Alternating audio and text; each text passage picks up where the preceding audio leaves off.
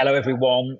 Just want to do a brief intro into this week's show. So, this one was a live, LinkedIn Live. So, the audio quality isn't always amazing, but they're still highly beneficial for your career development. Apologies once again if there's a bit of background noise where I am traveling around at the minute. We're building out and expanding our remote teams, our remote functionality within our agency across different parts of the world.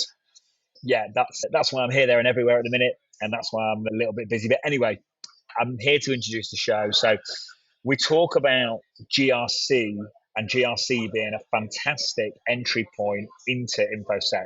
I meet a lot of guys and girls that are trying to come in as cybersecurity engineers, pen testers, SOC analysts, and it's a harder route in. So GRC is a very valuable skill set, and the skills shortage is more prevalent in GRC. So it becomes an easier route in. If you're working in the American market, it's a relatively, I won't say easy, but it's a relatively more straightforward route to earning a six-figure salary as well. So enjoy this episode, and I hope you enjoy the learnings. There's a great Q&A at the end of this as well. Doran is a good friend of mine, and he stuck around for a long time at the end to answer everyone's questions until there was no more to ask. So Doran, thank you from me for that. Enough from me. Let's get into this episode and have some fun and enjoy the learnings that come with that. All right, wicked, mate. Next question I've got, Doran. So if I'm listening and I'm thinking, do you know what? Yeah, listen, this GRC thing, this sounds pretty cool. But what other ways are there to break into cybersecurity? What else? I'm listening now. I'm itching to get into the commercial game. What else can I do to get a job in cybersecurity? If I get it right, if you do have a technical background, or say if you don't have technical background, I do think that there is one certification which can help you right to get in GRC. It's a certification by ISACA. It's called Cybersecurity Audit Certificate. That has a basic understanding of many of the different aspects of things. And that's like a baseline, I would say. I definitely have looked through the study materials. It's a matter of time when someone like me can take an exam as well. It's just like being so busy. But that's one thing to start is, like I said, ISACA is an organization in the US which deals with a lot of, I would say, certifications as well and different conferences. And they have chapters in each state and city as well. So depending on where you are, you could find that chapter. Mm-hmm. But like I said, cybersecurity audit certificate, that can be a starting point for sure for anyone who wants to get themselves quickly. Again, if you're technical enough, sure, that can be an easy way to win. But if you're not technical as well, it's not that difficult. The language which they speak in the study guide is not that difficult. And they do have questions which pertain to things. And they have explanation of every response as well, like why that response makes more sense towards them. Because, again, in GRC certifications, I would say there is no right and wrong answer. It's about what is the right perspective at that point in time, and that I would say scenario presented in that exam over there. Yeah, cool. By the way, Abdallah, I saw you just try to ask a question there. What we'll do is we'll answer any little questions and stuff like that at the end. So I did see you put your hand up, my friend. I know you're friends with Michael, our mutual friend, as well. So we'll get you some questions answered. I know you're fairly new to the industry and trying to break in, so we'll get the questions answered. Also, as well, Doran, I think another thing, you mentioned events there. And for anyone that's listening that's outside of the US, there's online events. One of my previous podcast guests, a chap called Tim Meaden, very nice guy, owns a company called Red Siege, a pen testing company. He does a thing called Offensive Wednesdays, like a play on offensive security, so Offensive Wednesdays. And that's just like interaction and like community led. It's all about helping people's career progression. So there's loads, when we say events, there's a lot of virtual events, and virtual events aren't just good for learning, they're also great for networking. They're also great for finding mentors. And they're also great just for getting amongst it with the community. And I have found, and I'm sure you'd agree, Doran, I found the security community, if you're generally nice to people and you're in it for the right reasons and your intentions are good, I'm not saying that everyone will just open up their arms and be your mentor, but generally speaking, the community is pretty friendly, mate, isn't it? It's not like a normal industry. It's quite a small industry, even globally, community even. And People are pretty friendly, mate, aren't they? As long as you have to be polite and persistent because everyone's super busy. But as long as you're prepared to be that, I think you can get a lot of information and potentially make some inroads there. Would you agree, Doran? Yeah, I agree. Also, networking is the key, right? The more networking you do in the industry, the more you'll get yourself out there. I can't not mention this, that my first job out of my college was definitely when I met this one person who was working in the company, and I was said I'm looking for cybersecurity. He just gave me his card and he said, just email me your resume. The next thing I know is I have a job interview, and the next couple of weeks I have a job offer from them. So it's more about putting yourself out there in events like that and making sure that you know that there can be opportunities. I'm an example of just going for an event, just talking with people. All I know is I was not sure if there's going to be something like that. It's just a meet and greet event hosted by someone, which I came across, and I made myself out there. So also, like, networking is definitely a key, I would say, and definitely mentors is there. We definitely talk about the things as we progress on the podcast, I would say. Okay, mate, thank you for that. If I'm listening and I'm really, really thinking, do you know what? These guys are talking a lot of sense. This GRC play, I like the idea of this. Maybe I've been trying to break into pen testing for 6 months. I'm finding it difficult, or maybe even longer. I can't afford my OSCP at the minute, or I can't afford various other certifications, or maybe I can, but they're all pending. I'm really buying into the GRC route. What do? I get off this call now. What is the first things I should be doing to make some forward steps when it comes to getting into GRC?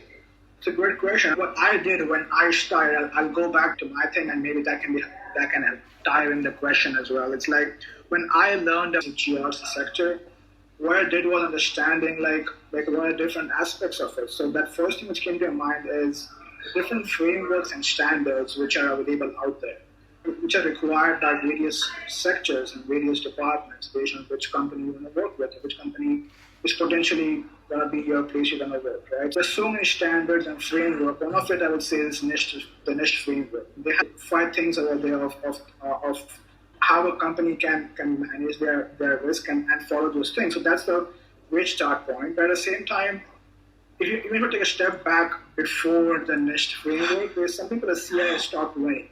The CIS Top 20 is definitely a basic, like I would say, a guide for any small company who's trying to say, okay, I want to invest in cybersecurity.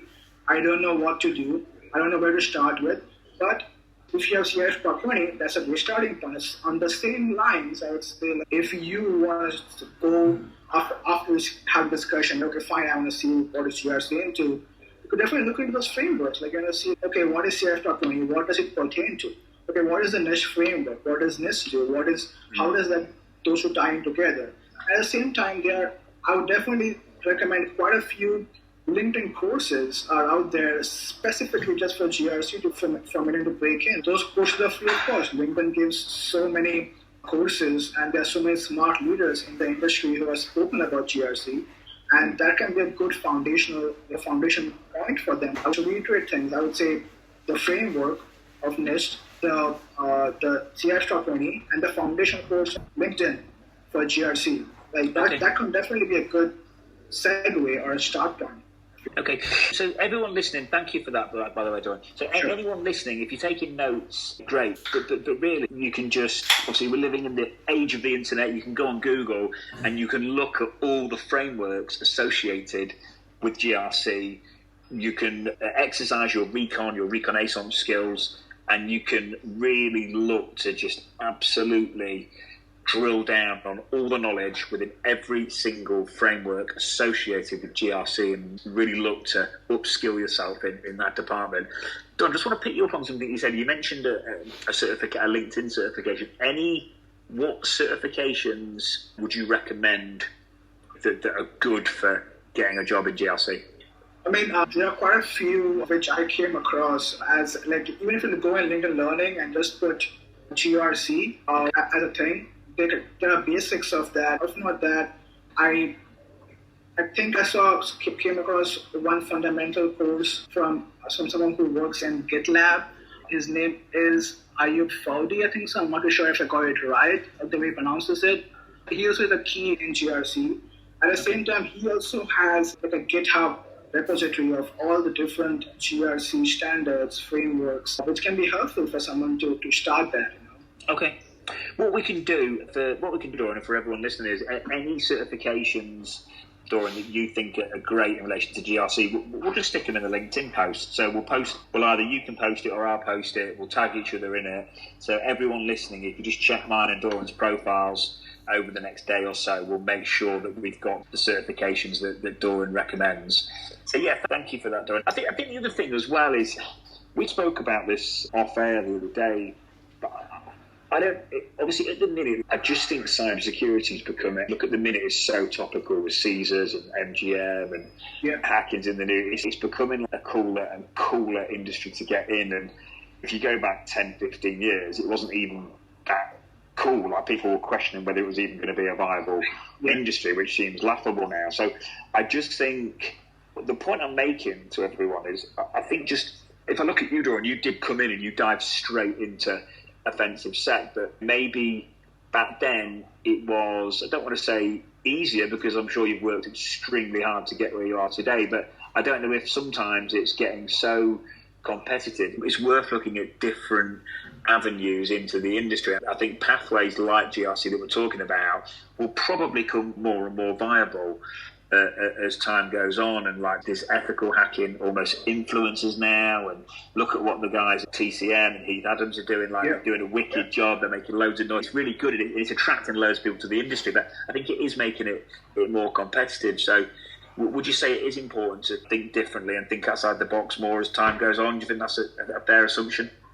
Yeah, I mean, I do agree on the point about you touched that maybe decades ago, this was just laughed off when this will even stay around. I do agree, like when I was looking at my career, it did seem pretty easiest segue for me would be offensive security, but things have definitely changed over the course of last few years, and offensive security has definitely been like, everyone wants to go there. Everyone thinks, for example, when I go to meet friends or even meet anyone in networking or maybe a gathering with my college friends, the first thing when I say I'm in cybersecurity, they think like I'm a hacker, but that's what everyone thinks, right? Cybersecurity is not just hacking or ethical hacking. Cybersecurity has so many different fields, so many different aspects, which people who want to break in might have not heard about. Like for GRC is one thing which you might not have heard about is an upcoming emerging field. And it's not just compliance, there's a risk factor as well, which we can always talk about on how risks are increasing. And just being an offensive person is good, but there also has to be someone who's taking care of them, right? Yeah. And that's where GRC will work and blend in with the offensive team to work together hand in hand. Yeah, no, definitely having that holistic view on InfoSec's massive. Again, if you're listening and you want to be a great hacker, if you don't understand Splunk's latest SEM or what CrowdStrike are doing with various things, if you don't understand the blue team and the defensive side, how do you bypass an EDR undetected? How do you stay stealthy? You can be a great hacker, but if you don't understand the ins and outs of the blue side, you're going to just be really noisy as soon as you get a foothold on a system, and the game's going to be up if you're doing a red team engagement or you're doing a pen test and you're trying to stay quiet. So yeah, no, definitely, mate. You've got to have the knowledge on both sides. I was talking to a client earlier today, Doran, who's talking about we were talking about Bloodhound and using it to exploit ADs and saying it's such an amazing tool, but it's incredibly noisy. Like the minute Bloodhound gets used, most blue teams will just instantly know you're there.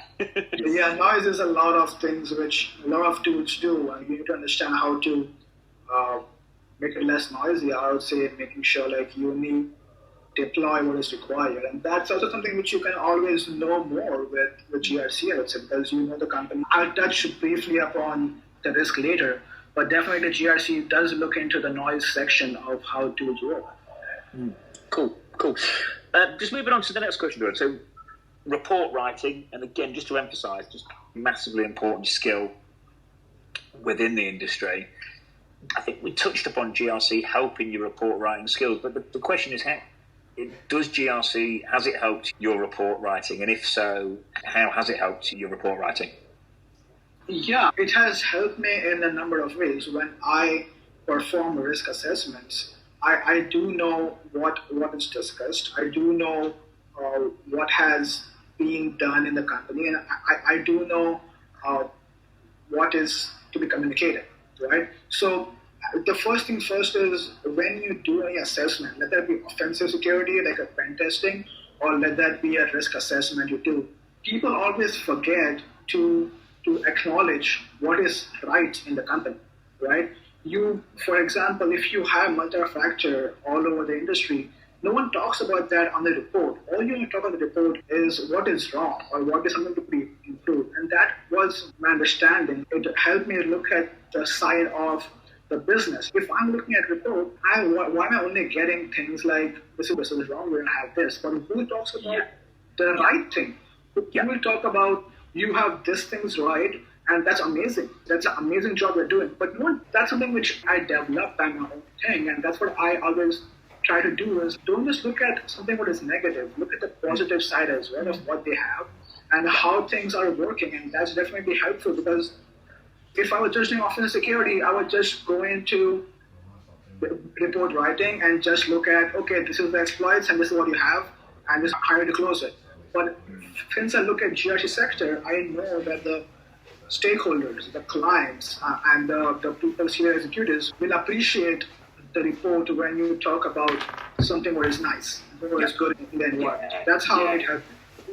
That is, someone in the audience just put their thumbs up on an emoji, and I didn't, but I should have done. It's such a good point, Doran. It's if you go in there and all you talk about is the negatives, how are the blue team going to feel? Like, how's that end client going to feel if they've just spent $500,000 on an EDR or a defensive system, and you blast through it in an hour and just talk about loads of negative stuff? That client, yes, you've found some stuff wrong and you've got in, but that client might be really upset, and someone within that organisation has made a decision to spend money on that defensive system. So there's a way to explain that and there's a way not to explain it, but I think a really good example you made is don't just point out the bad stuff. If there's some bad stuff coming, if there's one seriously bad thing to say, maybe mention 3 or 4 good things first. It might just soften the blow a bit with the end client. Yeah, communication, again, it has helped a lot. Again, it's all depends on how you communicate, right? If communication was not a key over here, then I would be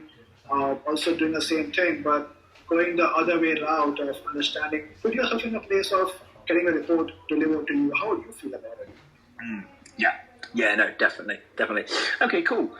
So basically, if we move on to areas of discipline within GRC, so risk, there's various different, we've talked about frameworks to master, we've talked about certifications, so can you talk about the areas of discipline within GRC that I should be mastering?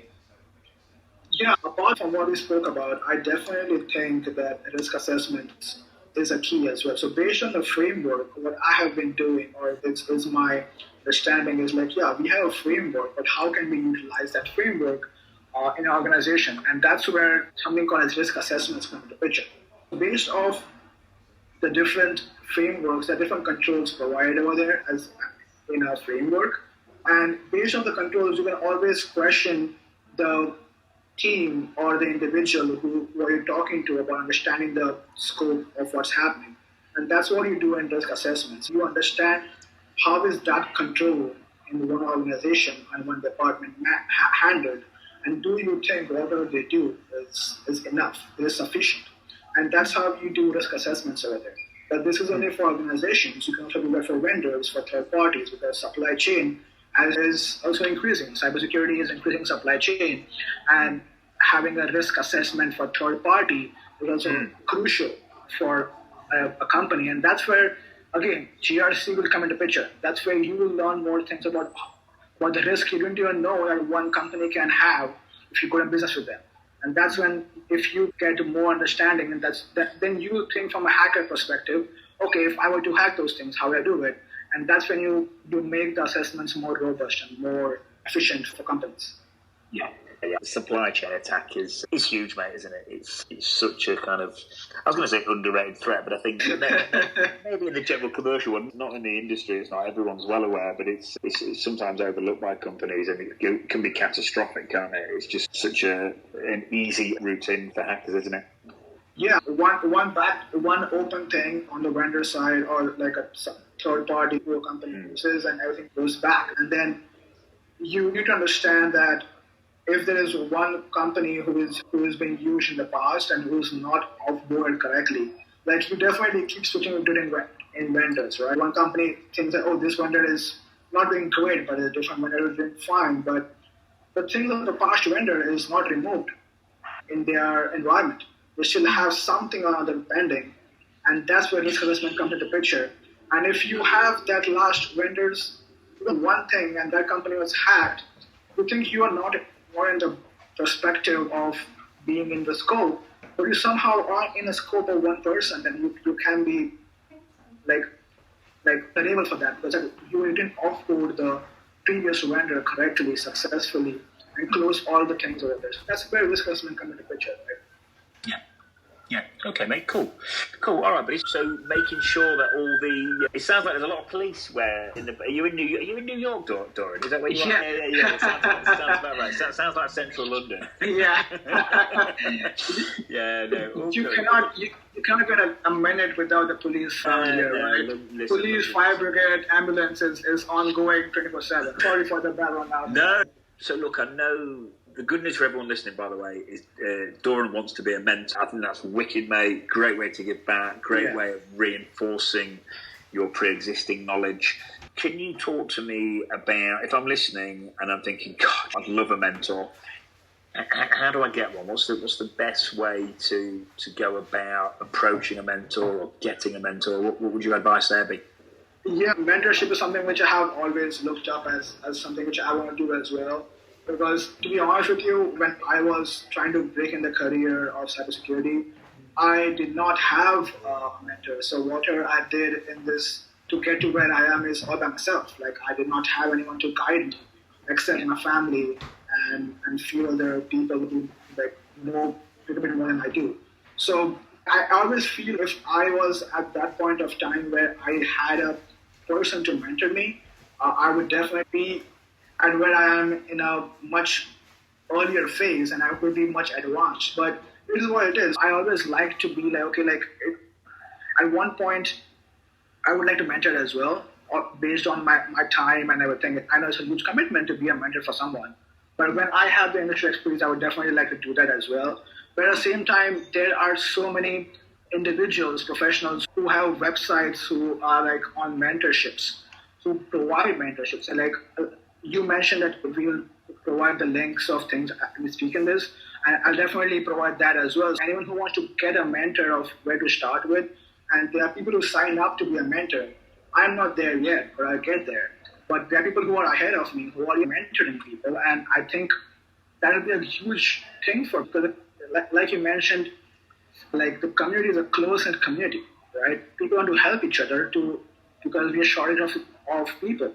And the one thing to do is by having a mentor who knows what is happening and definitely can be someone who can help them, boost them, enhance them, guide them.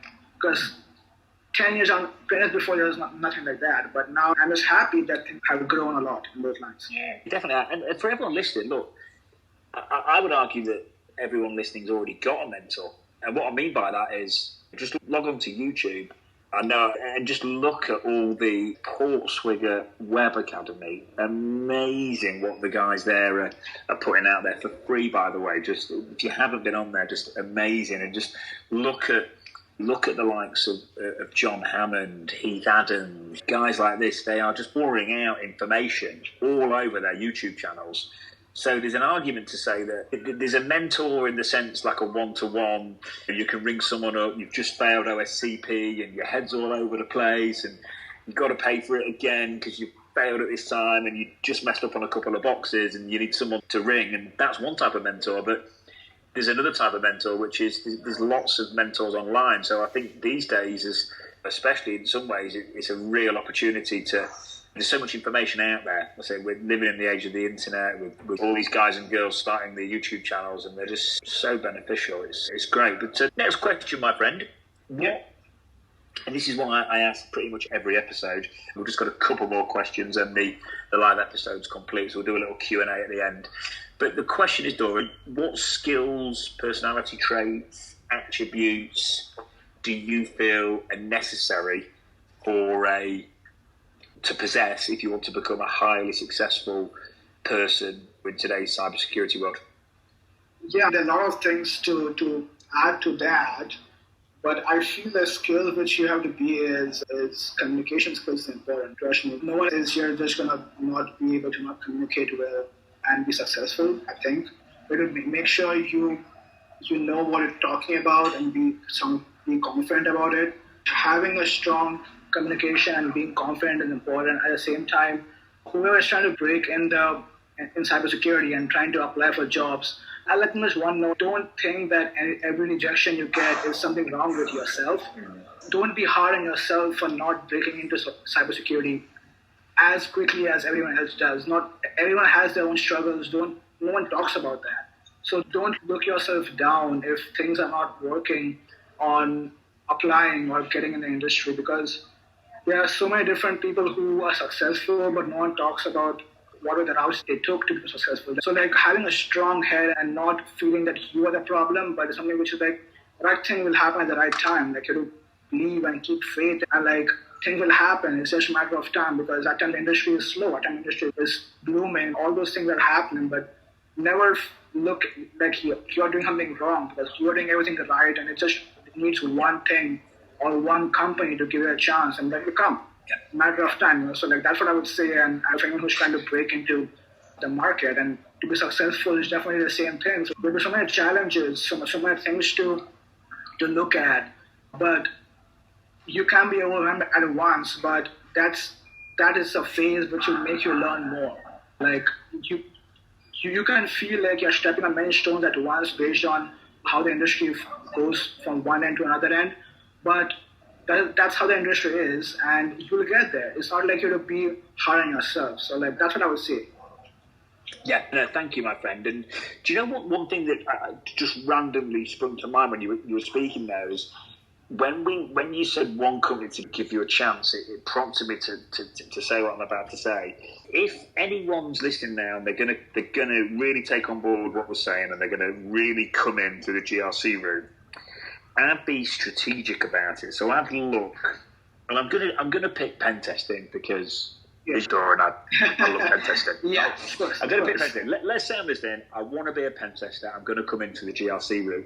Be strategic about where you go for those GRC opportunities, because a really smart move would be to get a GRC job in a company that also does pen testing, because you get your foot in the door, especially if it's a smaller company, you start rubbing shoulders virtually maybe with the founder, with the CTO, with the head of offensive sec, and all of a sudden you're building a relationship with the offensive team whilst you're getting paid, whilst you're doing GRC. That would be what I would do. I would literally sit and I would map the market out and go, let's go through the US. Let's go through every LinkedIn profile of senior people in the US. Let's start stripping out companies that have got GRC and offensive security departments. And then you can draw up a list of 100, 200, 300, and you can basically have your dream list of companies that you're going to try and break into. It will be a really nice way to get to your end goal. Look, you might be dreaming, listen to this, you want to be a SOC analyst, you might want to be a cybersecurity engineer. The same methodology would apply. So thanks for your answer on that one, Doran. But I just thought I'd add that one in as well. I definitely agree on that. I definitely agree. Thank you, mate. I love this question. Sure.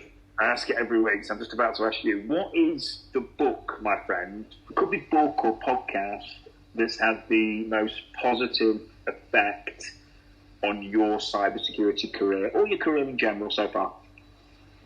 Oh, that's a hard one, to be honest with you. There's so many books I read to get myself head on. But talking of cost, I definitely, you might have heard this guy named Jay Shetty. He's definitely from London as well, so Thomas, you might have heard of him.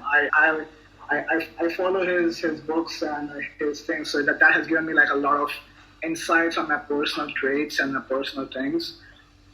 So that has gained a lot of, like, when I was in a phase where I did not know what to do, I think that came into my thing from my personal thing, and I learned a lot reading that book and reading his podcast.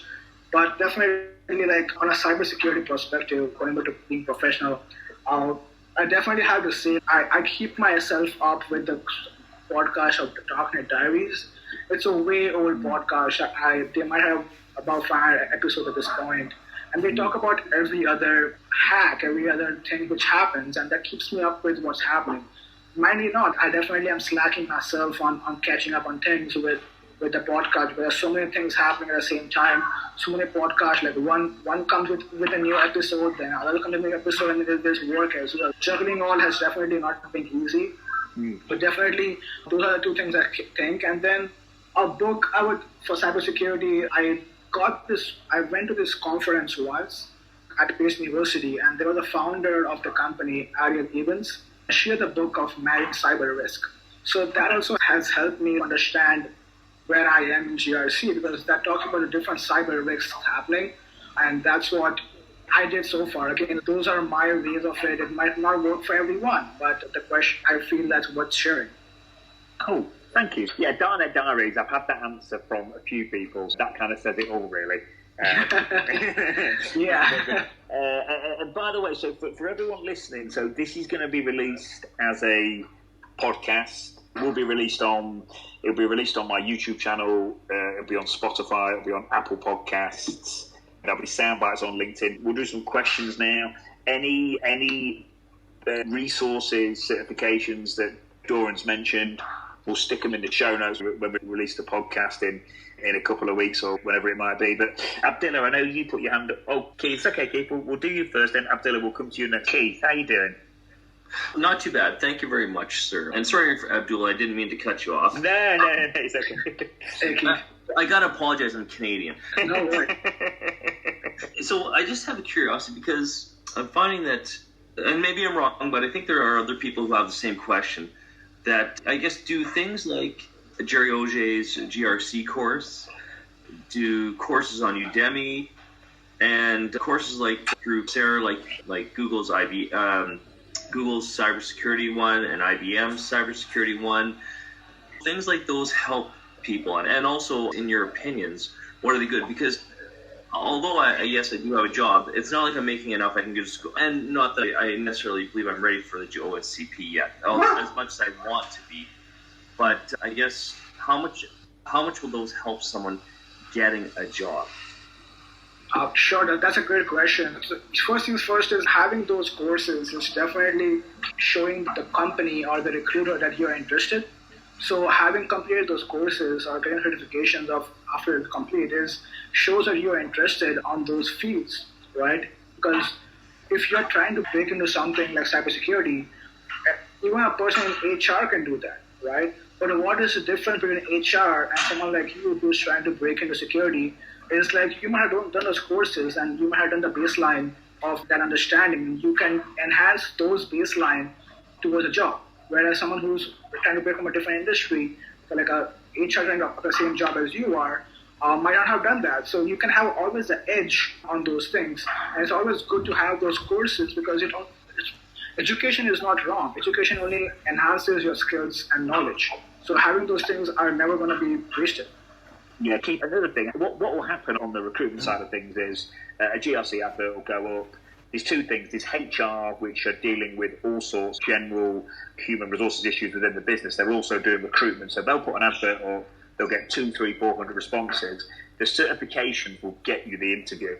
So they'll basically, if there's 300, 400 people applied, there might be a list of 20 that have got some certifications. If you've got 2, 3, 4 certifications, you might be in a short list of 4 or 5. So they're basically a fantastic HR buster to get you in front of the technical hiring manager. So that's really, yes, they do help your self-development, but certifications act as a real, I call them the HR busters a lot of the time. They will get you in front of the technical hiring manager. Then it's your time to shine and get the job. Does that make sense?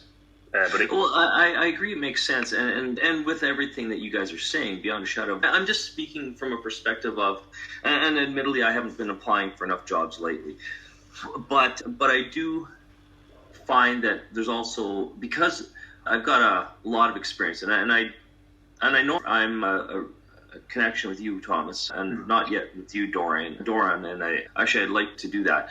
But the reason why I'm bringing this up is because I've got a lot of experience, and I'm finding I'm getting ageism issues with, and as I'm trying to change into a different profession, or to get more established in cybersecurity direction, I'm finding that it's causing, I hate to say it, but ageism is causing a lot of issues, and it's not so easy to find a job if you're encountering ageism, which is something I never, ever experienced before.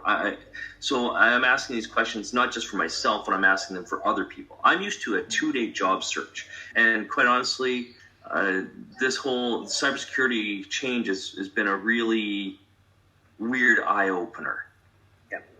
Yeah, I think, as Keith, first thing says, if you ping me your resume and I'll have a look at it, and we'll make sure there might be some stuff in there that we can take out to make it a bit more succinct and help your chances. The first thing is, mate, I agree. By the way, at the end, coming in, it's fierce. It is just so competitive, and people get ghosted and all the rest of it. And I think all I would say is just be really polite, really persistent. A lot of it is mindset. There's certainly going to be a lot more rejection than success. And I think if you can post your resume in, if you're anywhere near any of the offices, if you can get down, walk down there, there's nothing wrong. By the way, if there's a really sought after candidate and my client wants him or her, and it's a really senior cybersecurity engineer, we'll be emailing them, we'll be calling them 2, 3, 4, 5 times. These guys and girls are busy, and at the senior end of the market, for people running teams and doing hiring, they are really busy. So my motto is be very polite and very persistent. And I've seen people put resumes on in different coloured paper and send them in. The guy that I talked about before, Nick, who's the director of offensive security, he found out what the logo colours of the company were that he wanted to work for, and he sent some flowers into the office that matched the logo. And that basically got him the interview. Really funny stories like that. So these are the lengths that you have to go to. But Keith, when you get to the other end, you'll have guys like me chasing you down. It'll be the opposite. You'll be the one ignoring all the emails. So I never would ignore emails. And in fact, I actually got 2 requests during this meeting, this seminar, I guess, or session alone, and I responded right away to them. It's just funny how I went from never not being able to get a job quick and easy to all of a sudden, and I'm not saying I don't have a job right now, but the point is I want to get a better job than what I'm currently doing. And I just know that, especially in GRC, and I've been told this more than a few people, or going towards a CISO direction with my career because of my background would be beneficial for me. So, thank you guys for your answers. I'm sorry I don't want to take up all the time. No worries. And I'm willing to, and I'm now more willing to travel to wherever too. So it's not like I'm just trying to stay in my one area, because apparently that's not going to work for me so easily unless it's a virtual situation.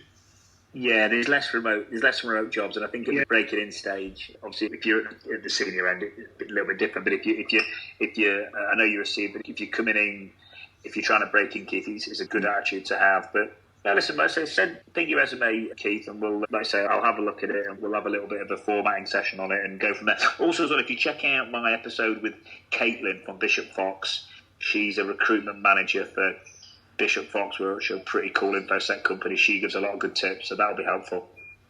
I appreciate that, and I will try and find it here for you. Because I'm sure other people would find it useful, did you want to put the link in for everybody else for that too? Yes, I will do. Nice to meet you properly, mate, and I'm just going to drop you back down to listening, okay? Not a problem. Thank you, sir. Pat, I'll get you up next, my friend. Pat, how you doing, bro? Hey, Pat. Hey there, can you hear me? Yes. I can hear you, mate. Yeah. How you doing?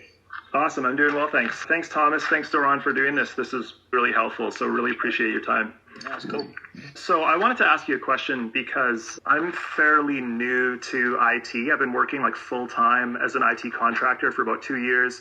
And I've been doing IT stuff longer than that, but full-time for 2 years. And I did a career switch after I did about 10 years as a school teacher. And just hearing you guys talk about all this stuff with communication and then like the GRC stuff, and it just seems like there's a ton of transferable skills or areas. Like it just, as you're talking about GRC, I'm thinking back to writing report cards and planning lessons and like things like... Yeah. Things like curriculum, provincial curriculum, having to make sure that you hit like all the important targets and communicating with parents and teachers and community. So there's all this stuff. And anyway, so I'm thinking that this could be something that I could potentially, that could help me in some way, right? And so I'm just wondering if you were in my shoes, being new to cyber, but having this sort of background that is related but unrelated, like how would you best use that in terms of being able to position myself in the industry to break in? Okay, so Pat, before you begin, I know what you're talking about because my wife's a teacher as well, so I do know about the curriculum night and the planning and everything, so I do understand what transferable skill you're talking about. And I do think that there are quite a few things you can definitely transfer into GRC, right? You have IT background, which is definitely helpful to have that, because GRC definitely has those small thing which is required. If you have a good IT background, it will be a good baseline for you to begin.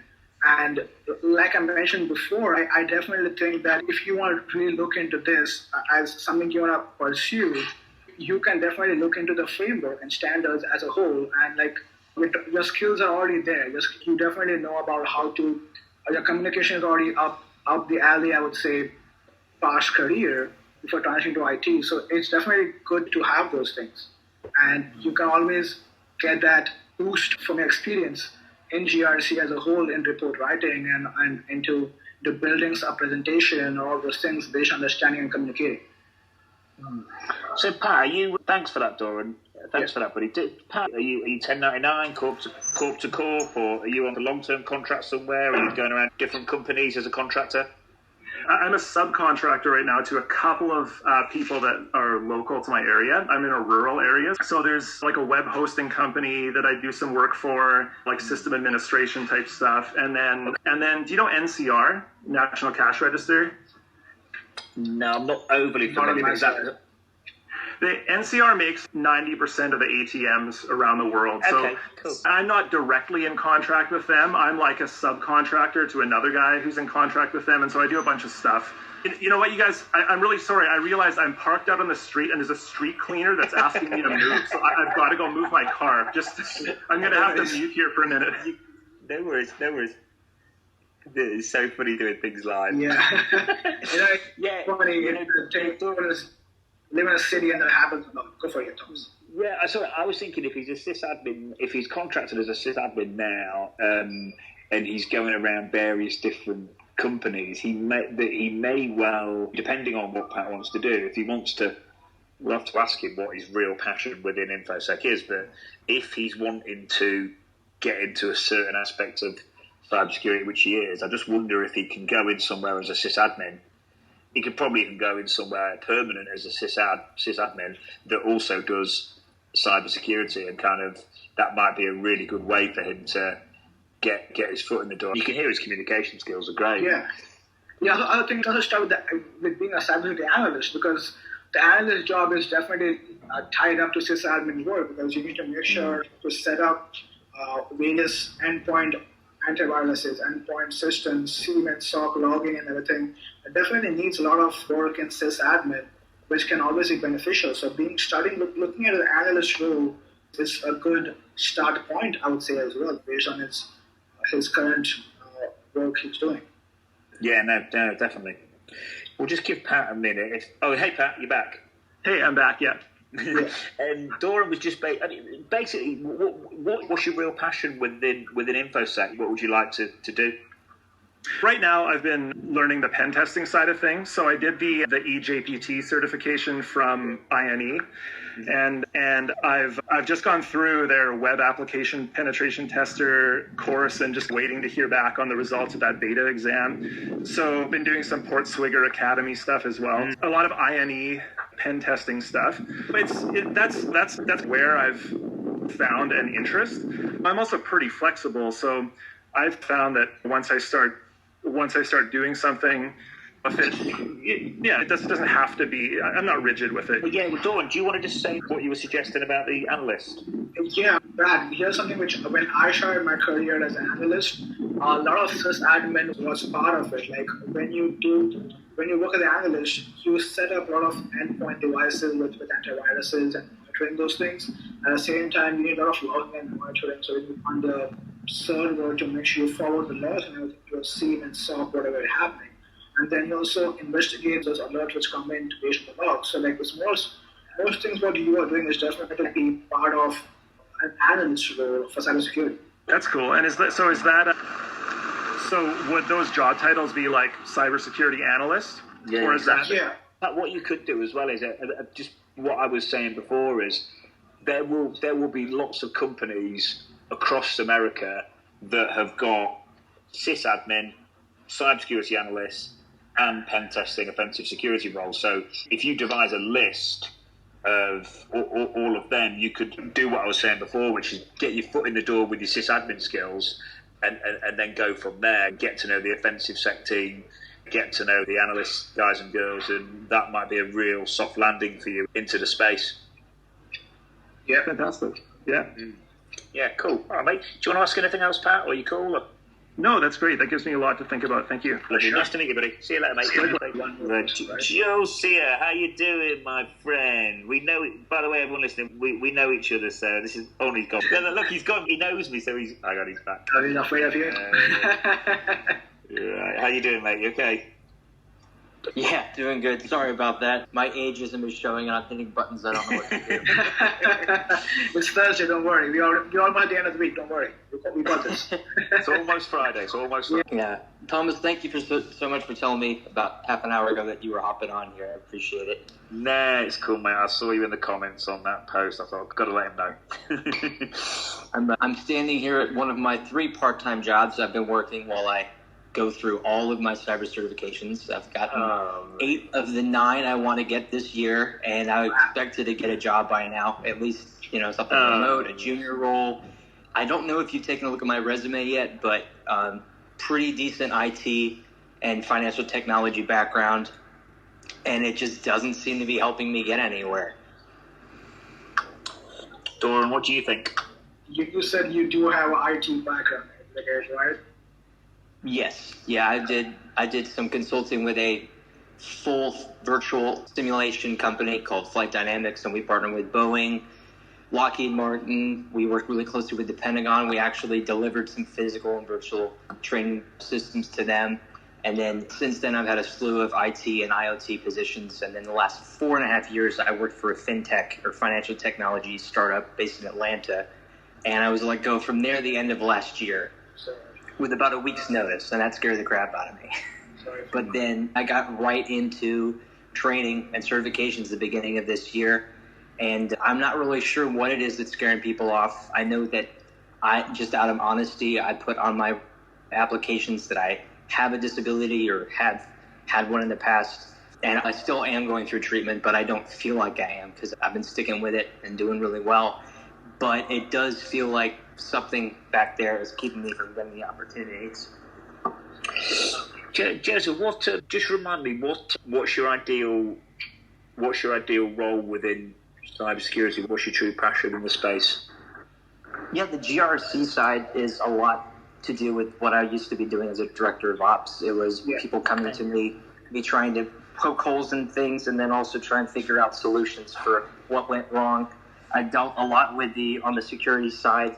On the compliance side, I was the person on our team that worked with our compliance consultancy firm that was based out of Charlotte, and they would come through and run compliance tests on us because we were in banking and finance, so we had to meet a lot of KYC or know your customer and banking compliance regulations, and we had to be tested on that. on a bi-quarterly basis, and I was the person who walked them through what we did. They would test things, and I would tell them how it was broken. They go back to our team and tell them, look, this is what was found. Don't worry. Here's how we're going to fix it. I'll help us get through it, and then I'll be the in-between person dealing with us and how it gets tested by the compliance group before it gets checked off as done. And I really enjoyed that because I got to work with our technical teams. I got to work with our customer success team because I was the person in charge of that. And we were a small company. A lot of the time, our CEO and CTO, or the co-founders, they were dealing a lot with getting funding from investors and handling a lot more of the relationship side of the business. And I was really handling the day-to-day of a lot of things if anything went wrong. Do you know what, Joseph? I think the first thing is it's just like a stark reminder for me of how I always say how fierce that end of the market is when you're breaking it in. And by the way, the stuff you're doing on LinkedIn, I see it all the time. If I see your posts and stuff, I'll always say hello or give you a little comment and stuff. I think the stuff with that's more long term. Definitely keep going because it's making your resume 3D, like we talked about. I can see that you've started a podcast as well. Again, it's long-term stuff, but just keep going with that. I think what I might do is, and I haven't spoke to her about this yet, but I'm due to speak to her this week, but Caitlin, who's the recruiter manager at Bishop Fox, we're talking about doing something like an event together soon. I might do something and we'll do like a resume formatting thing. We'll do like a LinkedIn Live and we'll do a resume formatting thing for everyone to make sure your resume is giving you the best possible chance. I think the other thing, Joseph, is just basically keep going. I'd be interested for Doran to have a look at which certifications you've got in relation to GRC. I'd also, Doran, it'd be nice for you to look at Josiah's resume as well and just see if there's any skills on there that he hasn't, anything else that's holding him back. But I think the thing to bear in mind is even if it is perfect, I still think what we can do to break it down. What we can do is we can get your resume formatted how it needs to be. We can make sure that you're going for and you've got the right certs. We can make sure that you're mastering the various things we've talked about, risk assessments and so on and so forth. So we'll break it all down into resume, mastering the skills, certs, mastering the frameworks.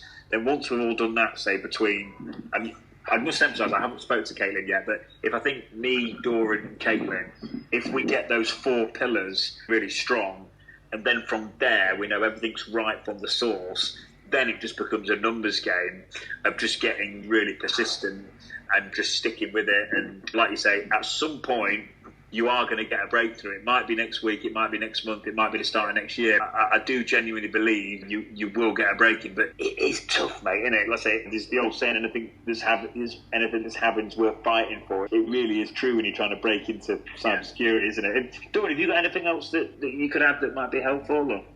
Yeah, I did. I just picked on a few things what is discussed that you did mention about working at Boeing, like you from Lockheed Martin. One thing which strikes my mind is, let's say, aviation company, and then what aviation company do is they follow NIST 171, which is a framework for aviation, right? You might have heard of CMMC as a framework which is done for DoD contractors. And if you can look into that and understand what is all happening about the NIST framework for aviation, which is NIST 800-171, that pretty much can put you in a good position for getting more projects with either Boeing or Lockheed Martin. Because that's what I was once dealing with that as well. And that's what struck me as if you have experience of working in the IT or in consulting for Boeing, but if you also have understanding of the NIST framework for aviation, that can be a good starting point to see if you can leverage yourself. And that's why it's starting for GRC as well, because once you do a NIST assessment of any of those things, it's pretty much you're good to go. At the same time, there are a lot of federal projects coming up for NIST. Not for NIST, but as for compliance. And nobody knows this, but many universities are getting projects from the government for cybersecurity. Like they're getting the funds to do projects. One way of looking at job is also looking at universities who have cybersecurity departments and IT departments, and if that can work out for some reason, that's something which answers the question.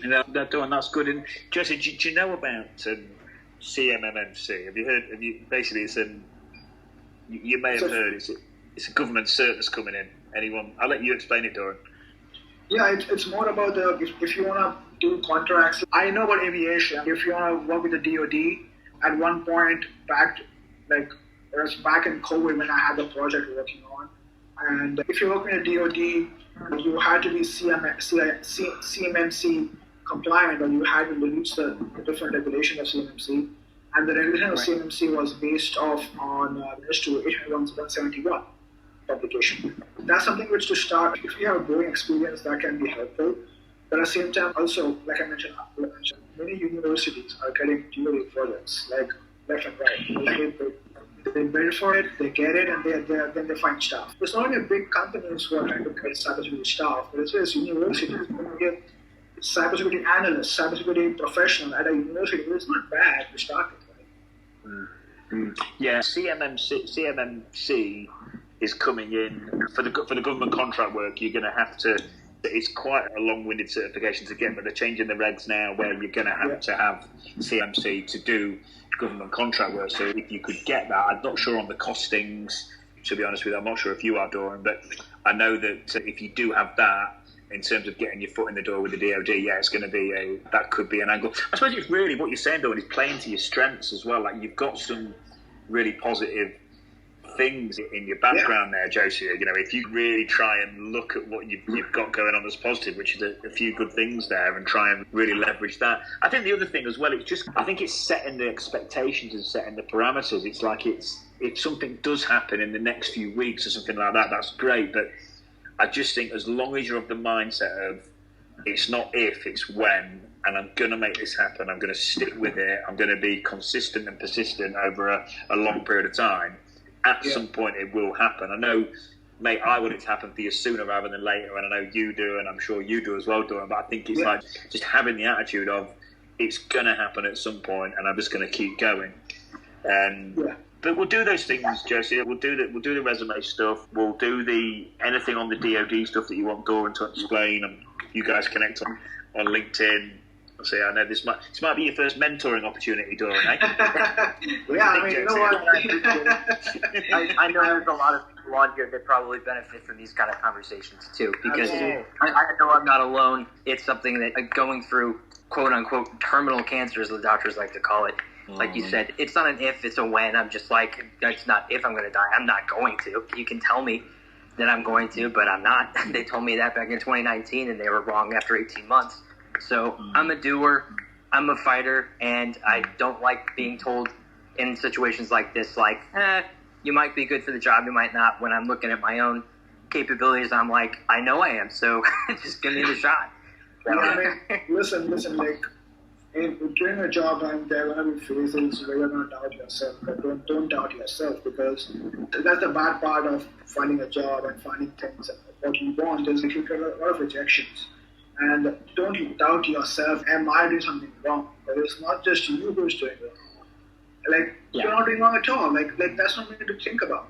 You're doing something right for yourself, and things will happen. Doubt, like they're saying, these rejections can put your mental health at a stretch. Take a toss on that.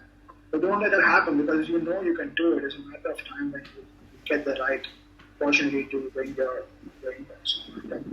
Josie, and another thing, Josie, as well, is if I relate it to recruitment, when you first start being a recruiter, you absolutely stink. No one wants to talk to you, no one wants to take your calls, no one wants to know you, and then you get years and years down the line and it's a different story, kind of things switch, but it's not always like that at first, and especially in recruitment, because sometimes with certain people there's a bit of a stigma attached to it. The recruiters are this, recruiters are that. I think it's the case with any industry. It's just that it gets easier the longer it goes on. But they say, mate, keep going. We'll do those bits we talked about. Did you want to ask us anything else, mate? Are you okay? Or yeah, no, that's everything. I guess just as encouragement for everybody else out there. I know we've all got a lot going on as we're trying to figure all this out, but if I can do it, you can do it. I know it's not easy with all the stuff that each one of us has going on in our lives, but we can get through it. Absolutely. Yeah, definitely, mate. All right, buddy. Nice to see you, mate. Anyway, I'm just going to pop you back in the audience to see if there's any more questions. All right, bro. See you, mate. Cheers, guys. Cheers.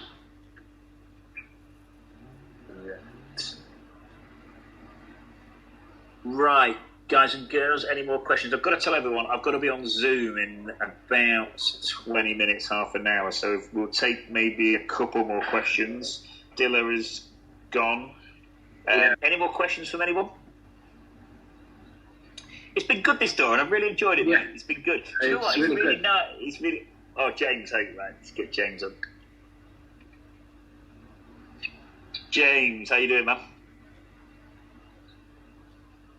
James, are you just on mute at the minute, James?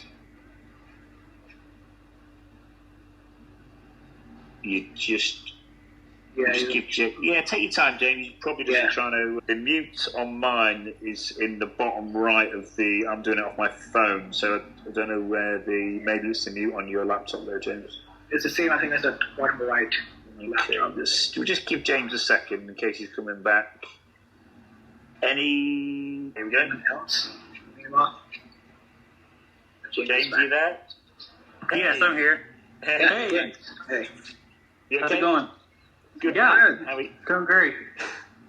Good. I've been trying to break into cybersecurity for 2 years now.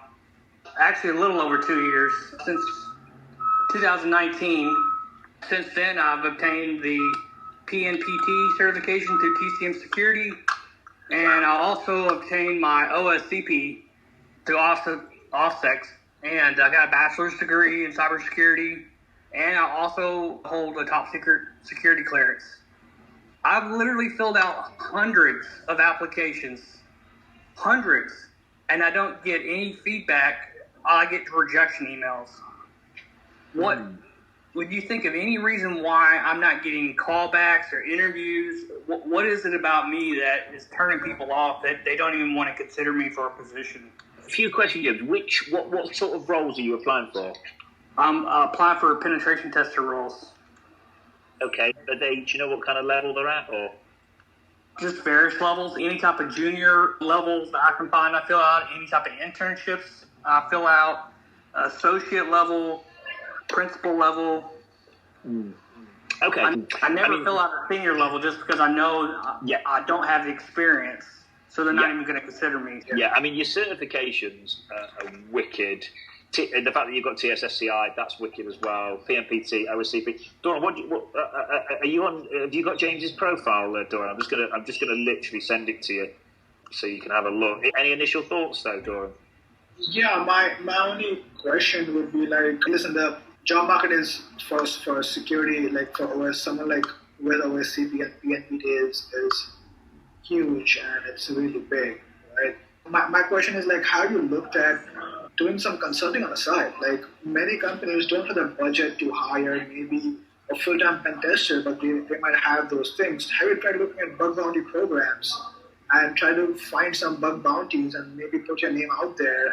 And because at times you could also be a bug bounty program, and that's something which the company called HackerOne runs a lot of bug bounty program. And if you actually have hands-on experience of doing pen testing and everything, I think you could start from there, and you can see where do you stand over there. And many companies, once you complete a bug bounty, they know that you have the experience. So that can also help, I would say. But I would like to see what is your view on that. That's definitely something I haven't tried. Most of the time, I've just been so busy with school or working toward these certifications that I felt like I haven't really had time for anything else. Mate, you've smashed it. Mate, you've smashed it on the certs, mate. You've got the two. You've got like the two. You've got the two best certs, really. I would say, for breaking in. Yeah. My comment as the certs go, I know the industry is so wrapped up with the OSCP, but what they really should be wrapped up on is the PNPT, because it is legitimately the most realistic experience that I've ever had as far as a real live penetration test with a decent report and the brief, the whole 9 yards. I was blown away by the training at TCM by Heath Adams. I was blown away by the experience, and just completing the OSCP, I'd still recommend it. I still feel like I know I got it first before the OSCP, but I still feel like it holds more value, whether the industry can see it or not yet. In my heart, it has more value. Yeah. But James, the industry definitely know, but it's like people outside the industry that haven't people outside the industry that haven't got the low-level knowledge that perhaps people on this call have got and ourselves have got. But yeah, PMPT definitely, I reckon. OffSec, listen, they've got some work to. They're going to have to do something. Yes, they introduced the AD stuff a few years back and stepped up their game a little bit, but over it. James, have you tried to apply for anything that utilises your TSSCI? Yes, I have. Most of the time, I don't get callbacks. Okay, what? Here recently, I had one recruiter that's currently working with me, but I'm still waiting on to hear more information as far as jobs go.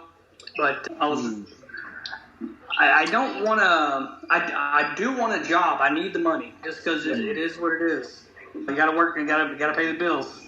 But on the other hand, I don't want to work somewhere for 6 months and then go, well, see you guys. I've been here 6 months. Peace out. I got to go be a pen tester now. I don't want to. I don't want to do that to a company. Yeah.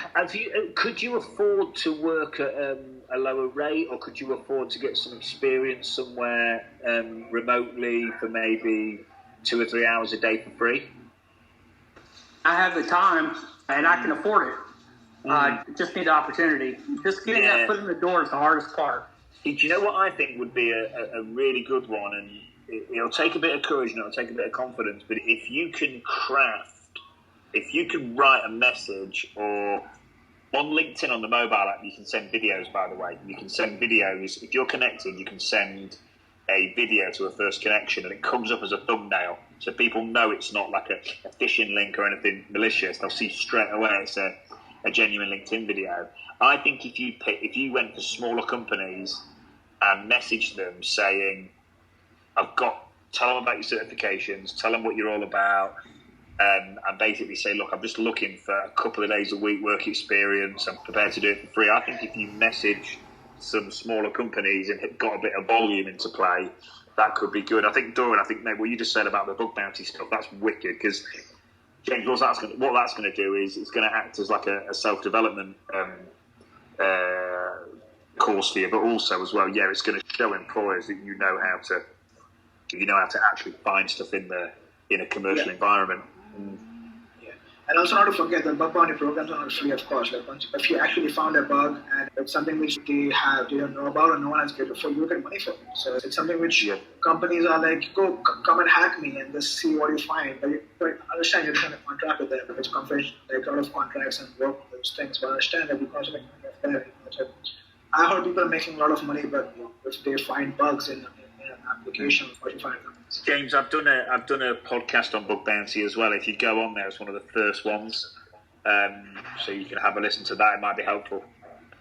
Okay, we'll do. Honestly, I was just so surprised. All I've heard for years is all you need is your OSCP to break in, and I've listened to you previously on different posts that you've talked about juniors needing to get their OSCP, and I was like, okay, I can do this. And it took me on my third try before I got it, but I got it. Yeah, it's massively valuable that you've got it. And listen, it's going to be absolutely intrinsic and key to you getting your foot in the door, like massively, and especially because you've got PMPT as well. I would really, do the bug bounty stuff, and honest to God, I would really focus on some smaller companies where you can hit up the founder direct, get first connections with them, and start sending them DMs on LinkedIn or video messages or voice notes, and say you're really willing to put yourself out there. You're looking for a chance. You're looking for some experience. I honestly think with those certifications, you do what I said with a bit of volume and some serious persistence. I think you're really upping your chances. Well, thank you. I appreciate it. No worries, James. Nice to see you, mate. See you soon, buddy. You too. Bye, mate. Guys, I think we're probably going to have to call it now. We'll maybe take one more question if anyone's got one, but if anyone hasn't, we'll wrap up because I've got some recruitment today. I'm sure Doran's got some work. Yeah, of course, yeah. Doran, mate, I know I promised you an hour. I've kept you an hour and a half, so seriously, thank you. It's been really helpful. And I'll thank you for the heart emojis, guys. That's brilliant. And girls, we'll see you all soon. I'm going to be doing more of these LinkedIn Lives. This has been really, really good. I've really enjoyed it. Doran, thank you, and I'll see you soon, bro.